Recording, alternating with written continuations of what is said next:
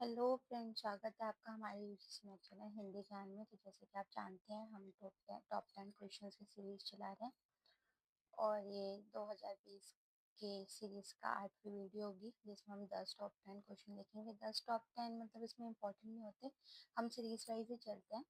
But top 10 इसलिए क्योंकि ये इसमें जो भी क्वेश्चंस हैं उन सब के जो टॉपिक है वो रिपीट होते हैं। ठीक है, क्वेश्चंस रिपीट नहीं होते, टॉपिक होते हैं। और अगर वो आप टॉपिक उसके 4 जो ऑप्शंस होते हैं उन सबके साथ में कर लोगे तो बहुत ही अच्छा रहेगा, बहुत ही इजी हो जाएगा। और जिन क्वेश्चंस में जिनके क्वेश्चंस में जो 4 ऑप्शंस होते हैं उसमें कुछ भी डिस्क्रिप्शन या समझाने लायक नहीं होता, तो उसको हम जल्दी जल्दी रैप अप करके आगे बढ़ते हैं। ठीक है, आई होप आपको ये वीडियो अच्छी लगेगी। मैं अपने बारे में कुछ बता देती हूँ। मेरा नाम काजल है, मैंने ऑलरेडी जीआरएफ कर रखा है और मैं दिल्ली यूनिवर्सिटी में एनरोल पे हूँ। तो अब ना बिना देरी करते हुए अब बढ़ते हैं। ठीक है, निम्नलिखित वर्ण्य विषयों को उनसे संबंध उपन्यासों सुमेलित कीजिए। यहाँ पे सूची 1 है, यहाँ पे सूची 2 है, आपको बताना है। ठीक है, व्यक्तियों का जीवन स्थितियों का चित्रण, दलित जीवन की नारकीय वस्तुओं का चित्रण, पंजाब पर अंग्रेजों के आधिपत्य और ईस्ट इंडिया कंपनियों की लूट खसोट का चित्रण, पटना के महिला छात्रावास में पनपने वाले भ्रष्टाचार और स्त्रियों के काम शोषण का चित्रण। नीचे दिए गए विकल्पों में से सही चुनिए। यहाँ पे है परती परिकथा, मायादास की माड़ी, नाचो बहुत गोपाल और समय सरगराम। आपको बताना है इसमें से किसका क्या है। वैसे इस तरीके क्या बातें नहीं है उपन्यास का। अब जो विषय पूछा जाता है जो हमारे सिलेबस में उनसे पूछा जाता है। मैं आपको ऑप्शन पढ़ देती हूँ, ये ज्यादा इंपॉर्टेंट नहीं है।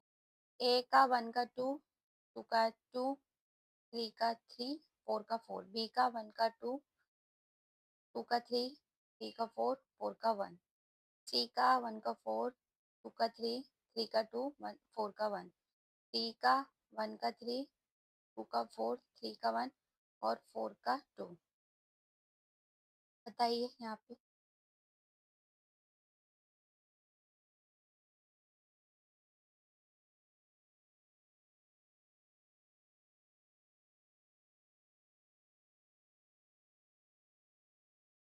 इसका आंसर दीजिए, फिर हम आगे बढ़ते हैं। और अगर आपको आंसर ना भी पता हो तो भी कोई बात नहीं, तब भी आपको अटेम्प्ट करके देखना चाहिए, अटेम्प्ट कर पाते हैं कि नहीं कर पाते हैं।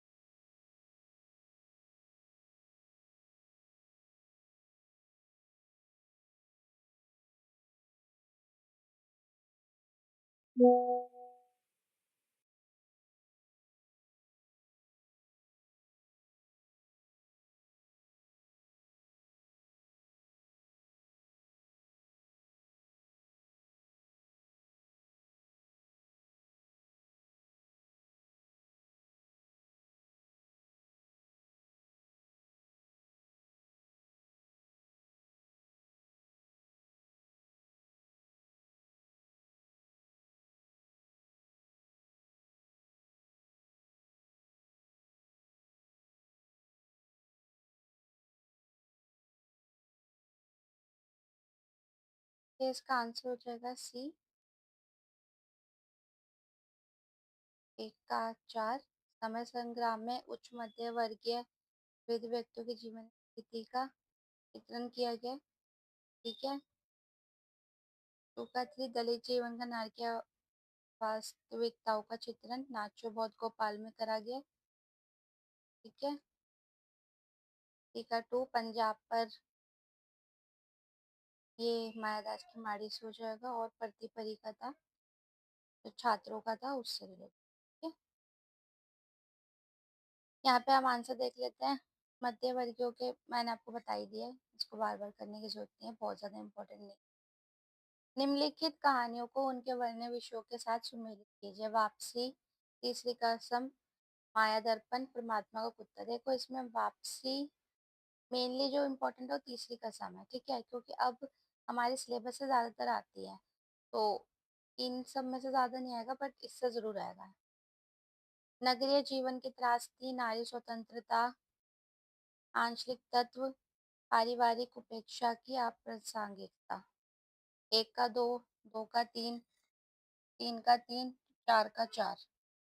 बी में 1 का 2, 2 का 3, 3 का 4, 3 का 1 और 4 का 4। सी में 1 का 3,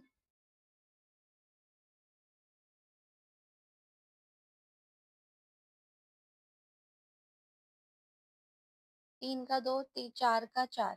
और डी में 1 का 4, 3 का 2, 2 का 3, 3 का 2 और 4 का 1। बताइए आंसर, फिर इसके आगे बढ़ेंगे हम।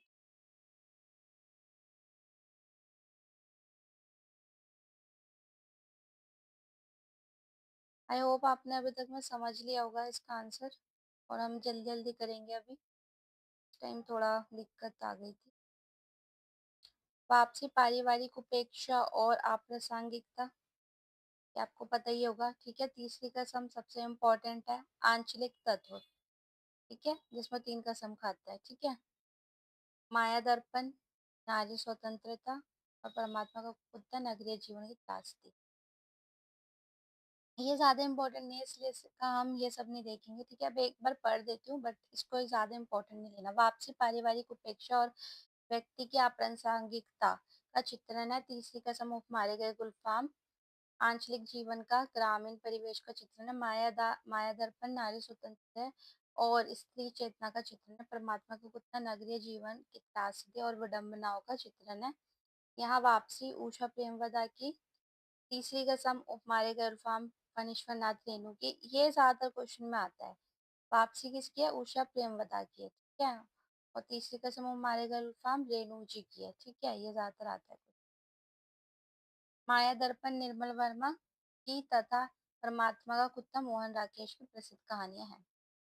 नेक्स्ट क्वेश्चन की तरफ बढ़ते हैं। सूची 1 को सूची 2 से मिलाना है।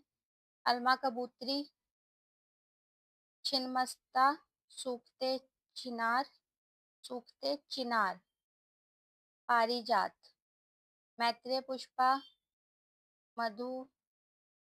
ये कीर्तियां और ये लेखिकाएं हैं, इनको मिलाना है। ठीक है।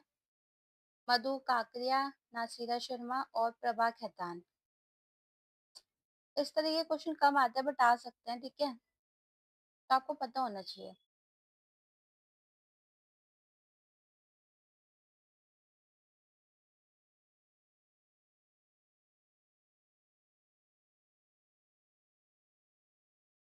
देखिए, अलमा कबूतरी मैत्रेय पुष्पा का है,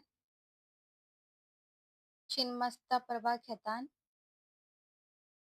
सूखते चिनार मधु काकरिया और पारिजात नासिरा शर्मा। आगे भी रखा हुआ है, अलमा कबूतरी कबूतरा मैत्रेय पुष्पा का, छिन्मस्तता प्रभा खेतान का, सूखते चिनार मधु कांकिया का और पारिजात नासिरा शर्मा का। नेक्स्ट की तरफ बढ़ते हैं। अंधा युग के निम्नलिखित पात्रों की प्रमुख चारित्रिक विशेषताओं के साथ सुमेलित कीजिए। युयुत्सु, अश्वत्थामा, संजय, विदुर। पाश्विक, प्रतिहिंसक, संशयग्रस्त, सत्याग्रही, कर्मलोक से बहिष्कृत, तटस्थ। आपको इतना पता होना चाहिए कि इसमें तटस्थ कौन था। ठीक है, सत्याग्रही कौन था, पाश्विक प्रतिहिंसक कौन था और संशयग्रस्त कौन था। ठीक है। और यहाँ पे आपको मिलाना है, जैसे मैंने आपको बताया था ए के हिसाब से ए का 2 हो जाएगा, सेकंड का 1 हो जाएगा, 3 का 4 हो जाएगा और डी का 3 हो जाएगा। आपको इसमें अगर एक भी पता होगा तो आप बता सकते हैं आंसर, ठीक है। ऑप्शन देख लीजिए फिर आंसर की तरफ बढ़ते हैं।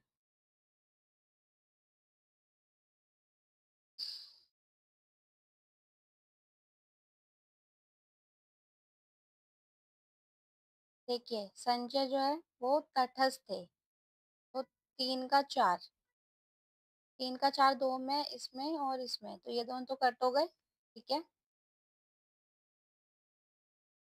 हेलो,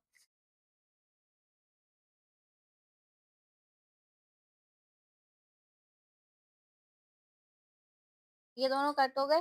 फिर हम उसके बाद देखेंगे विदुर। विदुर थे संशयग्रस्त, तो 4 का 2 एक ही में, सी में, तो यही हमारा आंसर हो जाएगा, ये भी कट हो जाएगा। आगे इसका आंसर देख लेते हैं। युयुत्सु सत्याग्रही स्वभाव के पात्र हैं। अश्वत्थामा पाशविक और अत्यंत हिंसक प्रवृत्ति की का प्रतीक है। ये अश्वत्थामा का भी आपको पता होना चाहिए क्योंकि इनके नाम से एक चैप्टर भी है। अश्वत्थामा का अर्थ सत्य है, और युयुत्सु का भी पता होना चाहिए, ठीक है। संजय कर्मलोक से अलग रहकर तटस्थ, याद रखना है आपको, ठीक है। और विदुर संशयग्रस्त और आत्ममंथन से ग्रस्त चरित्र है। नेक्स्ट क्वेश्चन की तरफ बढ़ते हैं। निम्नलिखित कृतियों को उनके प्रकाशन वर्ष के आधार पर सम्मिलित कीजिए। लोकायतन, आंसू, भारत भारती, रेखा चित्र। देखो आंसू और भारत भारती आपको पता होना चाहिए, बहुत इंपॉर्टेंट है, और हमारे सिलेबस में भी। भारत भारती नहीं है बट आंसू है शायद, ठीक है। आंसू का तो आपको पता ही पता होना चाहिए।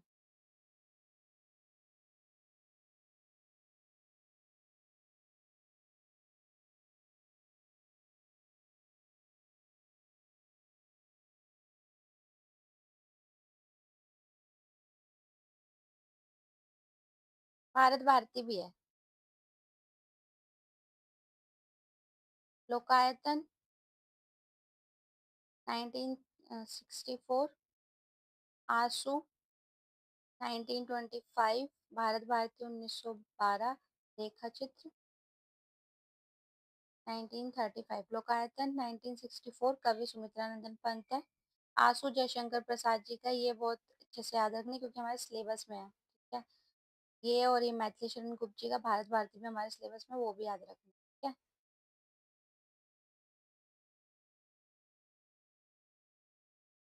चित्ररेखा प्रकाशन वर्ष 1935, कवि राम कुमार वर्मा है। नेक्स्ट क्वेश्चन की तरफ बढ़ते हैं। निम्नलिखित भाषाओं को विकास के उनके क्रम में व्यवस्थित कीजिए। सौरसैनी, पहली प्राकृत, वर्तमान हिंदी, पूर्वी हिंदी। देखो इसमें आपको सबसे पहला बताना और सबसे लास्ट बताना है। सबसे लास्ट भी अगर पता हो तो आप एक अंदाजा लगा सकते हैं। ए हो जाएगा 1 2 3 4, बी हो जाएगा 2 1 3 4 3, और सी हो जाएगा 3 1 2 3, डी हो जाएगा 3 1 4 2। आपको इसका वो भी बता दूंगा ट्रिक ये किस तरीके से हो जाएंगे, बट अब इतने इजी क्वेश्चन आते नहीं है, बट कभी कभी आ भी सकते हैं। ऐसा नहीं है कि बिल्कुल ही नहीं आते, ठीक है।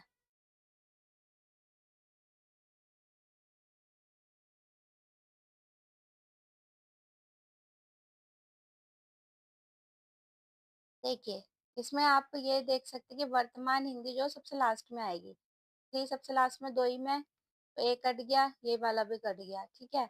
अब इसमें सी में है पहला 4, पूर्वी हिंदी।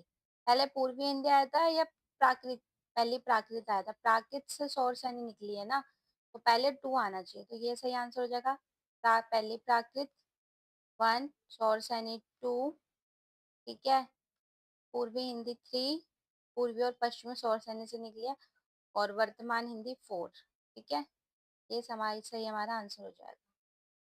पहली हिंदी, पहली प्राकृत, इसे पाली भाषा कहा जाता है। सौर सैनी इसके अंतर्गत हिंदी की ब्रज, बुंदेली, कन्नौजी, खड़ी बोली और हरियाणवी जैसी बोलियां आती है। पूर्वी हिंदी, इसमें अवधी, बघेली और छत्तीसगढ़ी जैसी बोलियां शामिल है। वर्तमान हिंदी आज के समय में बोले जाने वाली आधुनिक हिंदी, जिसमें हिंदी की अपनी परंपरा के शब्दों के साथ साथ अंग्रेजी, तमिल, तेलुगु, बांग्ला, फ्रेंच, अरबी, फारसी, तुर्की और स्पेनिश जैसे अन्य भाषाओं से आए शब्द भी सम्मिलित हैं। इस प्रकार भाषाओं का यह क्रम उनके ऐतिहासिक विकास को स्पष्ट रूप से दर्शाता है। रघुवीर सहाय की के कविता संग्रह का प्रकाशन वर्ष के अनुसार सही क्रम लगाइए। लोग भूल गए हैं आत्महत्या के विरुद्ध, कुछ पत्ते कुछ चिट्ठियां, हंसो हंसो जल्दी हंसो। इनकी सबसे पहले जो इन्होंने रचना करी है वो लगानी है, फिर सबसे लास्ट वाली लगानी है। ए में 1324, बी में 1432, सी में 42413, डी में 3124। बताइए इसका आंसर।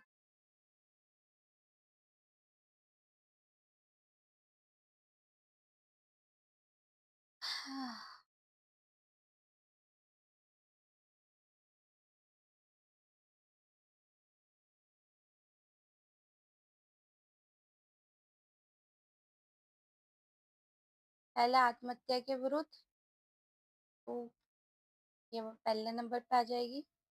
ठीक है, हंसो हंसो जल्दी हंसो ये दूसरे नंबर पे, लोग भूल गए हैं तीसरे पे, और कुछ पत्ते कुछ चिट्ठियां ये चौथे पे। ठीक है, तो सी इस तरीके से सही हो जाएगा। इसका आंसर देख लेते हैं।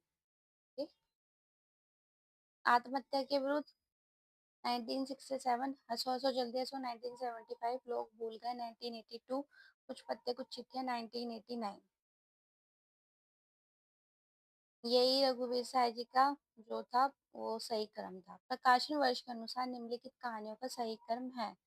धुलाई वाली, एक टोकरी भर मिट्टी, 11 वर्ष 11 वर्ष का समय से, और प्लेग की चुड़ैल। ये तीनों बहुत इंपॉर्टेंट है क्योंकि ये दोनों तो हमारे सिलेबस की है, और ये रामचंद्र शुक्ल जी की बहुत इम्पोर्टेंट है, जिसको पहले कहानी में भी कंसीडर किया जाता है। कई राइटर इसको भी पहली कहानी मानते हैं, और प्लेग की चुड़ैल भी को भी मानते हैं, तो इससे आपको पता होना चाहिए सबका। ठीक है। हाँ,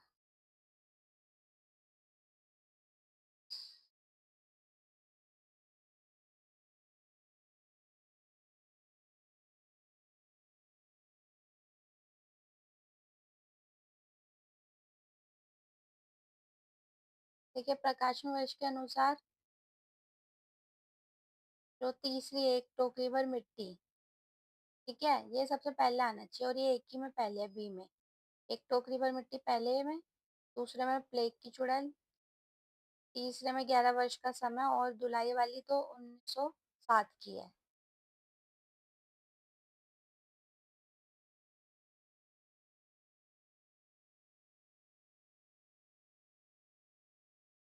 हम्म,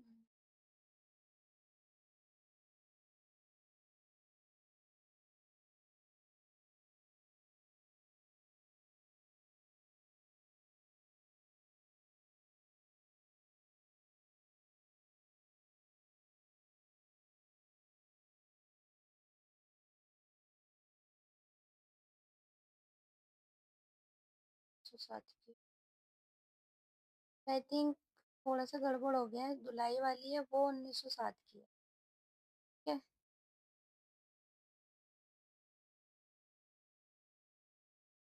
और ये 1903 की। थोड़ा सा मिस्टेकन था, इसको ठीक कर लेना। ठीक है, ब्लैक की चुड़ैल 1902, धुलाई वाली 1907 की, जो सबसे लास्ट में है, देखो यहाँ पे एक सबसे लास्ट में धुलाई वाली। ठीक है, और 11 वर्ष का समय 1903। ये बहुत ज्यादा इंपॉर्टेंट है क्योंकि ये रामचंद्र शुक्ल। ठीक है, प्रकाशन वर्ष की दृष्टि से निम्नलिखित कविता संग्रहों का सही अनुक्रम है। परिमल, लहर, गाम्य और दीपशिखा। दो तीन, 3 2, ए के हिसाब से हो जाएगा 2 3 4 1, बी के हिसाब से हो जाएगा 1 2 3 4, सी के हिसाब से हो जाएगा 3 1 2 4, और डी के हिसाब से हो जाएगा 2 4 1 3। बताइए आंसर, फिर इसके लिए आगे बढ़ते हैं।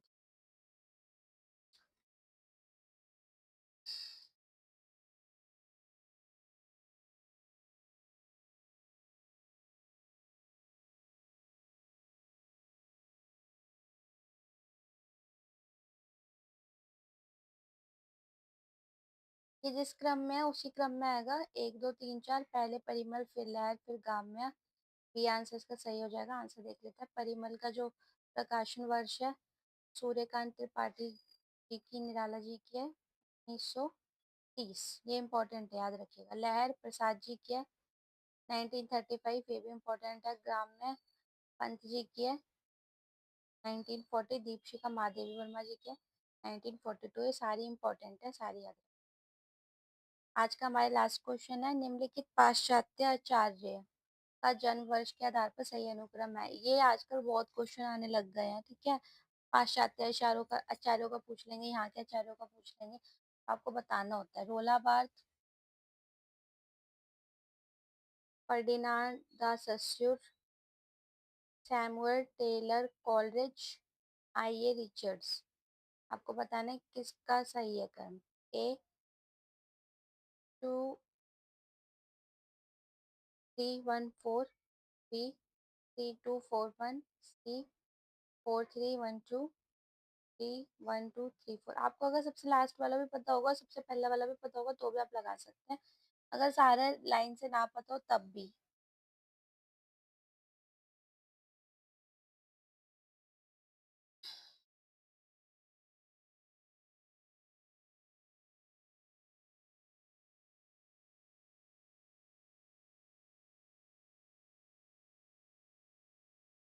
देखो इसमें सबसे पहले आना चाहिए कॉलरेज का, क्योंकि सब 17 से रिलेटेड है, ठीक है।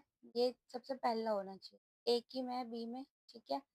सबसे लास्ट में होना चाहिए रोला बार्थ, वन इसमें है सबसे लास्ट में। अब इसका आंसर देख लेते हैं।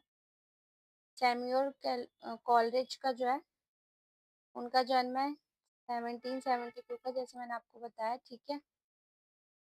सेस्यूर का 57 का, 1857 का है। रिचर्ड्स का 1893 का है। और रोला बार्थ का 1915 का है, ठीक है। आई होप आपको हमारे क्वेश्चंस और वीडियो अच्छी लगी होगी। अगर आपको क्वेश्चन और वीडियो अच्छी लगी हो तो वीडियो को लाइक करें, अपने सवाल और सुझाव कमेंट बॉक्स में ज़रूर डालें, और शेयर करें जो भी यूजीसी नेट की तैयारी कर रहा हो उसके साथ में। हमें कांटेक्ट करने के लिए ugcnet@gmail.com पे आप कांटेक्ट कर सकते हैं। और अगर टेलीग्राम पे करना तो उसका लिंक मैं डिस्क्रिप्शन बॉक्स में डाल दूँगी। टेलीग्राम का भी मैं आपको बता देती हूँ, यूजीसी नेट हिंदी ज्ञान फ्लैश 2025, ये उसका लिंक है, ठीक है? बाकी आपको डिस्क्रिप्शन में तो मिल ही जाएगा। Bye bye.